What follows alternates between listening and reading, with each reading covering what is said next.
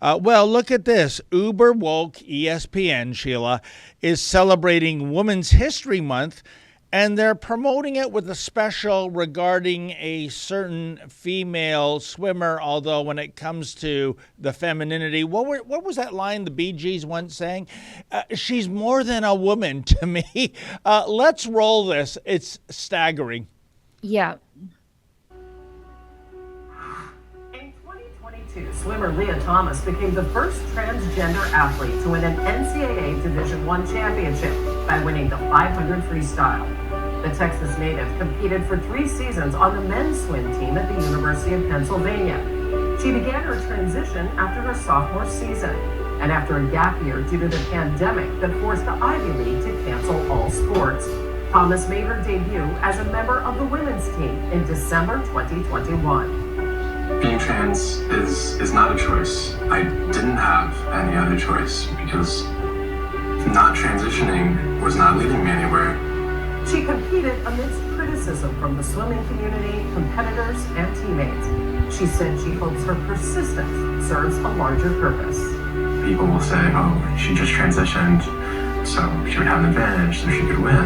I transitioned to be happy, to be.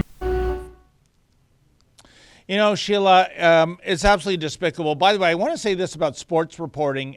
Even in right-leaning newspapers and media outlets, there's something about the sports department. They are all far leftist. They are all uber woke. They're all down with this kind of thing, and no one dares say anything else. I think they would be shunned. But I want to say, if you think that a biological man competing with biological females is all about diversity and equity and inclusion, no, it's not, Sheila. It's about misogyny. It means you hate women to put that Frankenfemme in the same pool as those female swimmers. It's absolutely disgusting, and I'd like to see more sports governing authorities to find their testicles and continue to ban those who are not born female. This is destroying women's sports, and we've also talked about, sports is just, playtime.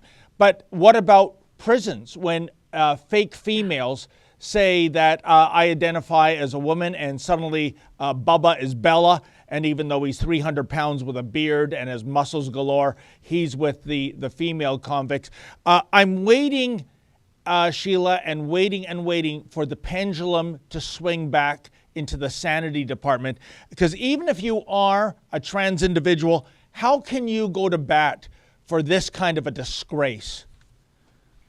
This stuff makes me furious. I think our regular viewers know that I have an up-and-coming female athlete in my home. She plays a very physical sport, but the day she plays against a boy, she's already played against a boy, but when she starts playing she already plays at a level, but when these boys are getting cut from the boys team and then they go and play on the girls team, the injuries that these girls in contact sports will face, they're career ending, not just career ending, life changing for the worse.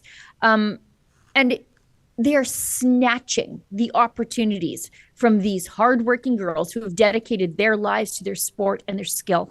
And it is always self-described male feminists, which means, Justin Trudeau is a great example of this. Somebody who looks for every opportunity to exploit their power, to assault and harass women. Generally, that's what it means. Or females who have never actually done anything with their lives, but who trade on victimhood to achieve positions of rank and power. Yeah. Like the lady journalists who complain about mean tweets, and then they end up on panels talking about mean tweets, and the Rebel News women are like, I was assaulted. I was actually assaulted at work. I was assaulted by a cab driver. I was punched out by a male feminist at the Women's March. Like Drea was ragdolled by Justin Trudeau's security. But we don't go on Twitter and whine about mean tweets. So we don't get on these official panels. We just put our heads down, do our work, and move on to the next thing while our boss, Ezra Levant, sues everybody into the dirt. But it's always women who see victimhood as a virtue who promote these crazy ideas. You look at Riley Gaines, so she's a swimmer from Kentucky. She's really the most outspoken person against Lia Thomas because she is one of these women who will end up number 2 on the podium behind this guy. Riley Gaines over the weekend tweeted that Lia Thomas is not brave. She is not a brave, courageous woman who earned a national title. He is an arrogant cheat who stole a national title from a hardworking, deserving woman. And she says the NCAA is responsible. If I was a woman working at ESPN, I would walk out. You know what, Sheila? And that was my fantasy during the whole Lia Thomas fiasco of this man competing with those women. What I was praying would happen, and it didn't happen, unfortunately, is you see all the swimmers lined up, the starter's gun goes, Lia Thomas dives into the pool, and all the other biological female swimmers, they just walk to the dressing room. If they did that meet after meet after meet, race after race, would that farce be allowed to continue? But I'll tell you why that probably didn't happen, Sheila, because all those real females, what do you want to bet with the woke university crowd, would be branded as transphobes? Because that, like I said, this is not anything to do with transphobia. This is pure misogyny if you think that a biological male should compete against biological females. And the results, that it tells the story, doesn't it, Sheila? He slaughtered those biological women in the pool. But the funny thing is, look at those times he racked up. He's in the middle of the pack at best if it was a men's collegiate swimming race. So again, it's a man who is a loser in the male division, but becomes a winner in the female division simply due to biological advantages, greater muscle mass, better cardiovascular, you go down the list. And I know, the apologists say, well, they take, hormone shots to lessen the advantage. No, still, if you were born a male, you have an inherent advantage, period. Sure you do. Yeah. Sure, you have, especially if you've gone through testosterone puberty, your lung capacity and your heart size way bigger, bigger bones, bigger muscles. Like it's insane that the people who keep telling me to follow the science are telling me that this is perfectly fine.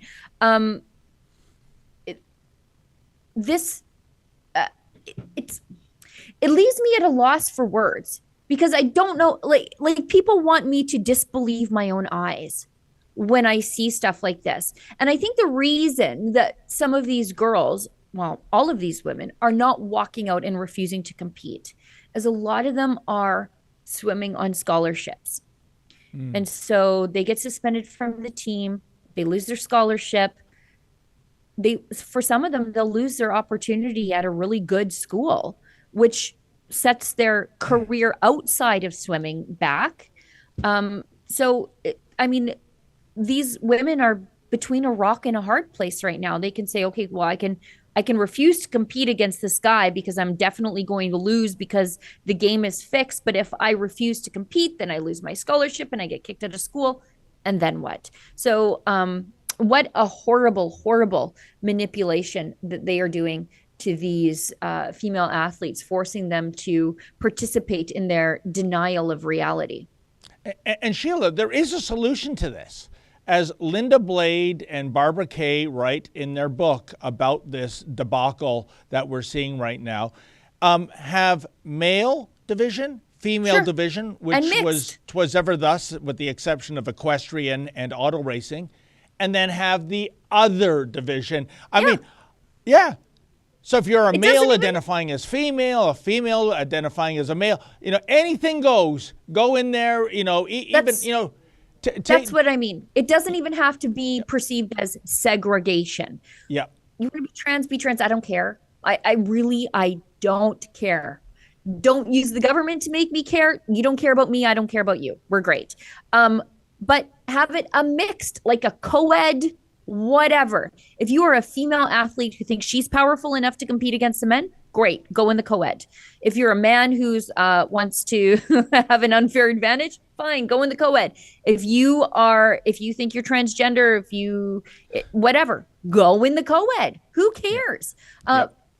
There's a solution for all of this. They just refuse to do it because they want to have the rest of us participate in this denial of reality. That's a clip from something we call Rebel News Daily. It's our daily live stream hosted by my friend David Menzies, but the show also includes a rotating cast of hosts and special guests, including me. It's a great way for us to talk about the news of the day as the news is happening in an unscripted fashion, and it's an awesome way for you to interact with us as well. We stream every weekday, 1 p.m. Eastern, 11 a.m. Mountain, wherever you find Rebel News. See you there.